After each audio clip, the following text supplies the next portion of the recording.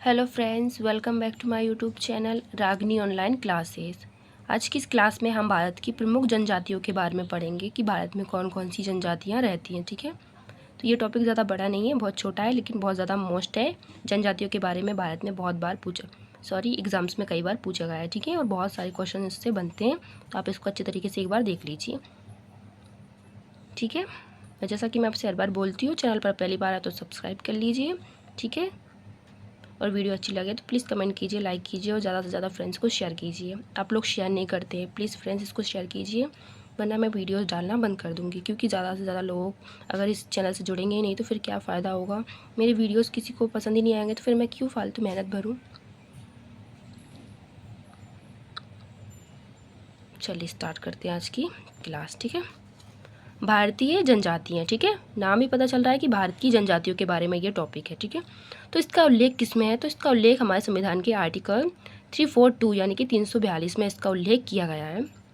भारत में जो जनजातीय समुदाय है उनकी कितनी संख्या है? तो वो संख्या है 550 यानी कि 550। ठीक है, राष्ट्रीय जनजाति अनुसंधान की स्थापना कहाँ पे हुई थी? तो ये हुई थी न्यू दिल्ली में। ठीक है, इसके बाद में 2011 की जब जनगणना हुई थी उसके अनुसार भारत में 8.6% यानी कि 8.6% जो जनसंख्या है वो कौन सी है? भारतीय जनजातियों की है। ठीक है, इसमें जनगणना के आधार पर बांटा गया है। तो जो सबसे ज़्यादा जनजाति है उनकी संख्या, जनजातियों की संख्या की दृष्टि से कहाँ पे है? तो ये मध्य प्रदेश में है। ठीक है, सबसे ज़्यादा जो जनजातियाँ हैं वो मध्य प्रदेश में निवास करती है। ठीक है, इसके अलावा प्रतिशत की दृष्टि से देखें तो ये मिज़ोरम में है। ठीक है, जनजाति का सबसे ज़्यादा प्रतिशत जो है परसेंट के रूप में मिज़ोरम में निवास करता है।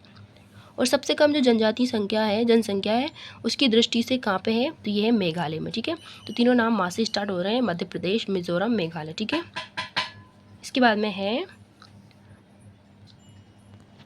राष्ट्रीय अनुसूचित जनजाति, आर्टिकल 338 ए के तहत है ये। ठीक है, इसके बारे में बताया गया है। और इसके जो फर्स्ट अध्यक्ष थे वो थे US देवर। कौन थे? US देवर। ये टॉपिक बहुत ज़्यादा मोस्ट है, आप अच्छी तरीके से इसको देख लेना। ठीक है, आदिवासियों के मसीहा किसको कहा जाता है? तो ये थे ठक्कर बापा। ठीक है, इसको क्या बोलते हैं? इनको आदिवासियों के मसीहा। इसके बाद भारत में सबसे ज़्यादा जनजातियाँ कहाँ हैं, कौन कौन सी है? तो भील, गोंड और संताल ये सबसे ज़्यादा मात्रा में पाई जाती हैं। ठीक है, अब एक एक करके देख लेते हैं कि कौन सी जनजाति कहाँ पाई जाती है। ठीक है, सबसे पहले है अंडमान और निकोबार द्वीप समूह। ये राज्य नहीं है, ये एक द्वीप है। ठीक है, अंडमान और निकोबार। ठीक है, इसके बारे में हमने पहले कई बार वीडियोज़ में पढ़ा है इसके बारे में कि ये कहाँ है। ठीक है, तो जब जारवा, ये भारत की सबसे प्राचीन जनजाति है। कौन सी? जारवा जनजाति। ठीक है, ये अंडमान निकोबार में पड़ती है।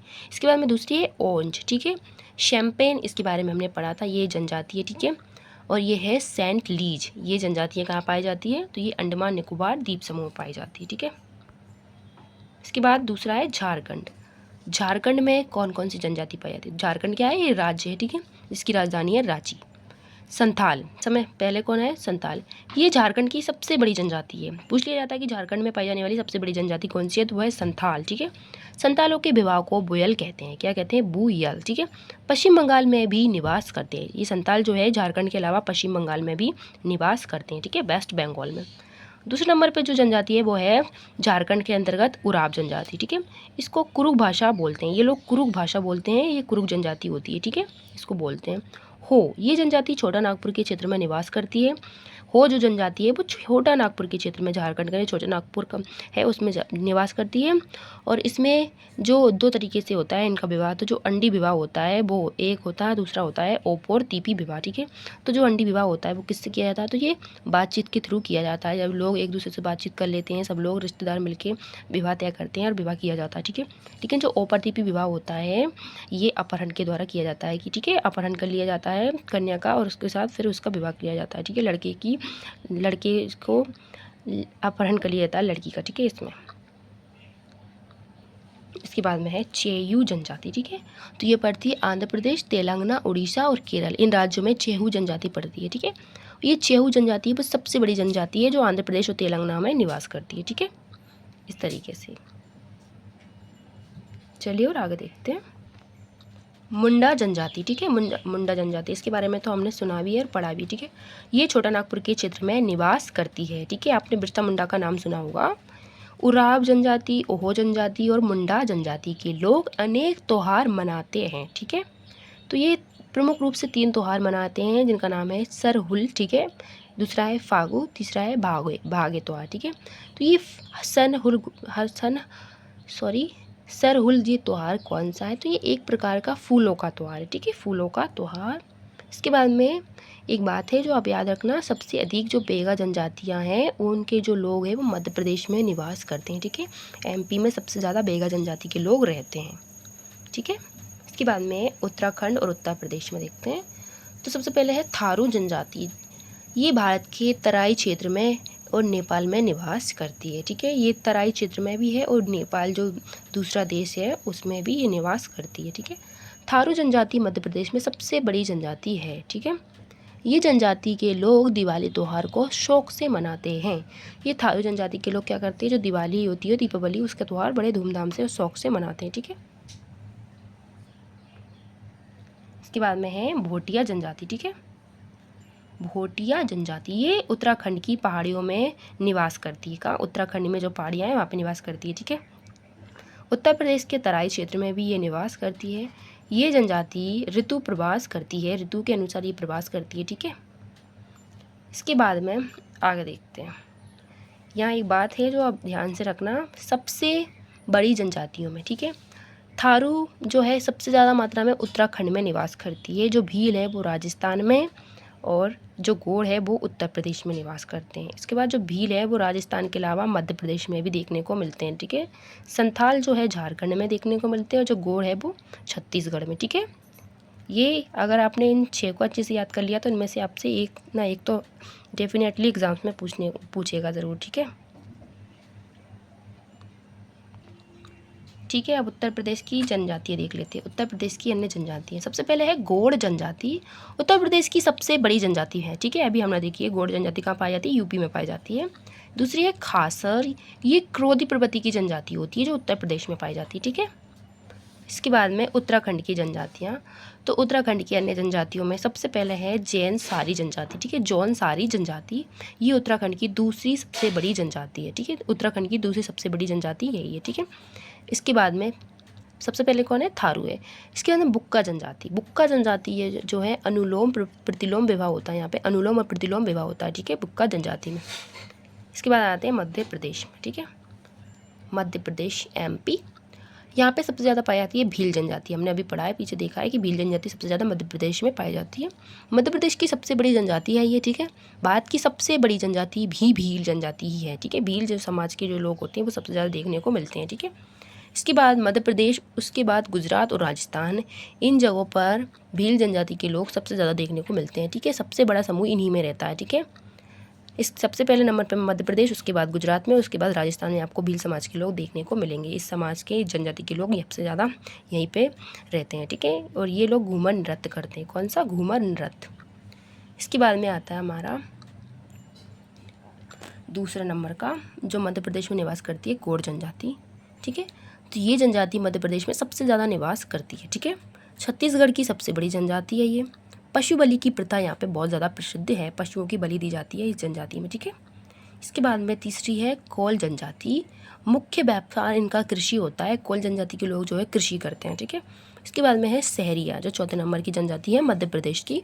मध्य प्रदेश में सबसे ज़्यादा निवास जो है मध्य प्रदेश में सहरिया लोग करते हैं, और सहरिया जो है मध्य प्रदेश के अलावा राजस्थान में भी देखने को मिलते हैं। ठीक है, लेकिन जो सबसे ज़्यादा है वो मध्य प्रदेश में। ठीक है, आई होप फ्रेंड्स आपको वीडियो समझ में आ रही होगी। ठीक है, आगे देखते हैं। आगे है राजस्थान। ठीक है, राजस्थान में सबसे ज़्यादा जो पहले नंबर पे है भील जनजाति। ठीक है, हमने अभी पढ़ा था पीछे, मध्य प्रदेश और राजस्थान में भील देखने को मिलते हैं।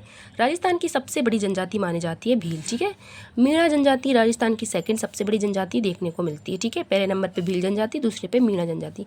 तीसरा है गरासिया जनजाति। ये गरबा कूद करके अपना पैसा कमाते हैं, ये गरबा खेलते हैं और इनसे इनको पैसा मिलता है। ये विशेष रूप से गरबा ही खेलते हैं। ठीक है, इसके बाद में मंगा नियर जनजाति। ये राजस्थान के रेगिस्तान में निवास करने वाली मुस्लिम जनजाति है। ठीक है, तो ये मुस्लिम जनजाति है जो राजस्थान के रेगिस्तानों में निवास करती है। ठीक है, मंगा नियर जनजाति। इसके बाद में कुछ और जनजातियां हैं, जैसे कि गुजरात में जो है भील, डाफर और टोफिया। भील, डाफर और टोडिया ये जनजातियाँ गुजरात में निवास करती हैं। इसके बाद मणिपुर में हमें कुकी और मैगी ये 2 प्रकार की जनजातियाँ देखने को मिलती है। 8वां है सिक्किम। सिक्किम राज्य में हमें लेप्चा जनजाति और भूटिया जनजाति 2 प्रकार की जनजातियाँ देखने को मिलती है। ठीक है। इसके बाद में मिज़ोरम और त्रिपुरा, यहाँ पे हमें लुसाई जनजाति देखने को मिलती है। अरुणाचल प्रदेश में डफला जनजाति मिलती है। हिमाचल प्रदेश में जम्मू कश्मीरी, ठीक है, कश्मीरी जनजाति देखने को मिलती है।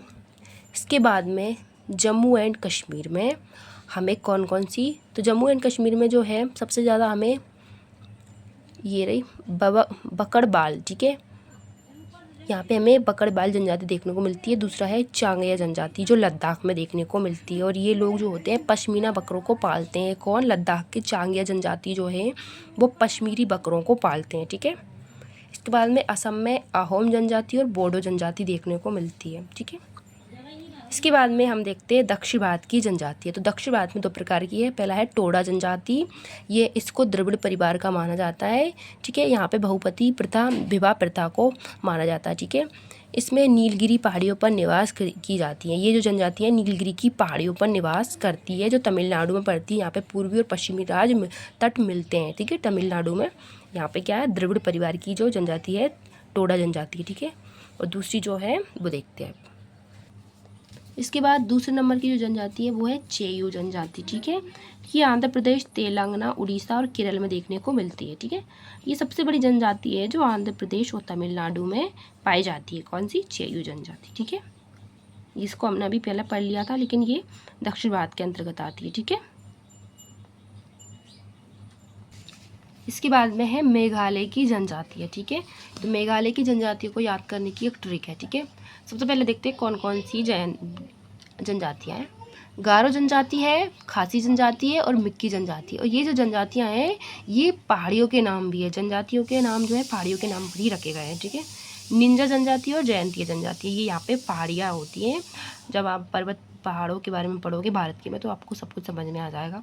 गारो, खासी, जयंतिया और ये मिक्की है वहाँ की पहाड़ियाँ हैं। ठीक है। जो कॉफ़ी और चाय के लिए जानी जाती हैं। ठीक है।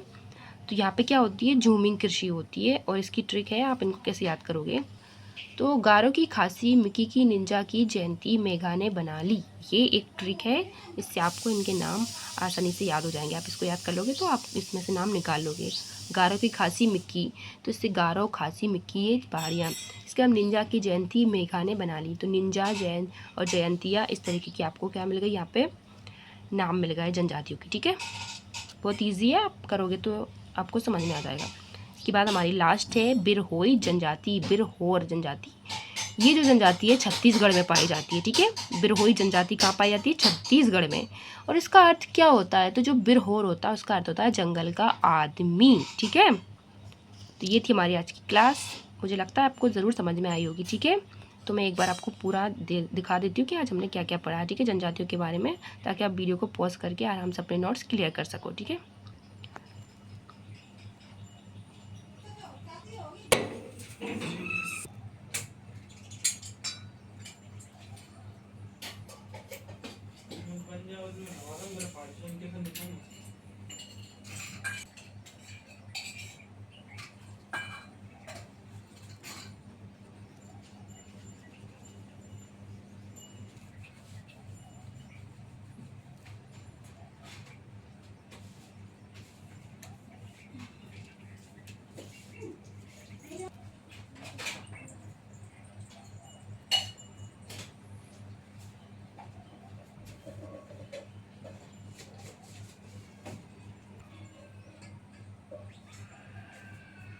कुछ